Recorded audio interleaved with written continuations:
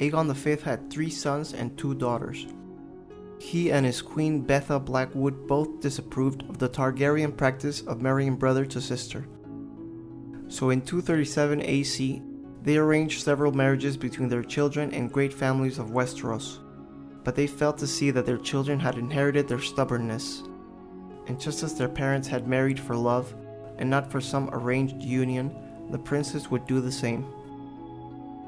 His oldest son, Prince Duncan Targaryen, was betrothed to the daughter of Lionel Baratheon, but he defied his father and married Jenny of Oldstones instead.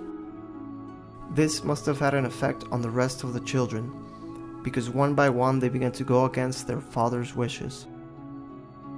Next was Prince Jaehaerys, now Prince of Dragonstone.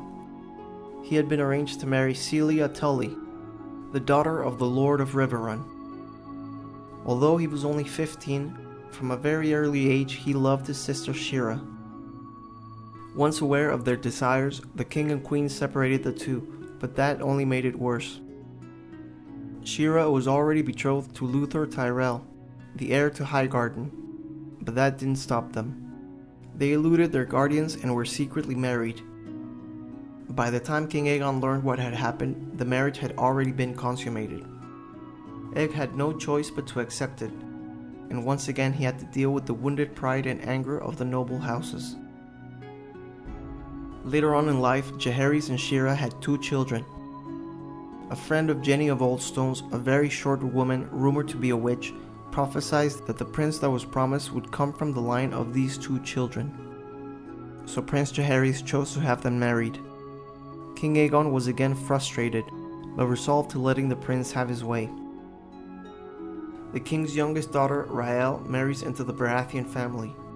This was the only arranged marriage that worked out. And finally, King Aegon's youngest son, Prince Daeron. He had been betrothed to Lady Olenna Redwine of the Arbor, when both of them were only 9 years old.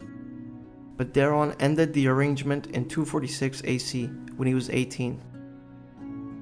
And as you might already know, this Olenna Redwine later becomes Olenna Tyrell, after marrying into the Tyrell family.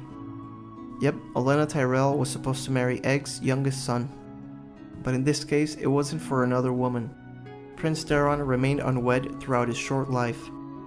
He preferred the company of Sir Jeremy Norwich, a young knight who the prince had met when both were squires at Highgarden.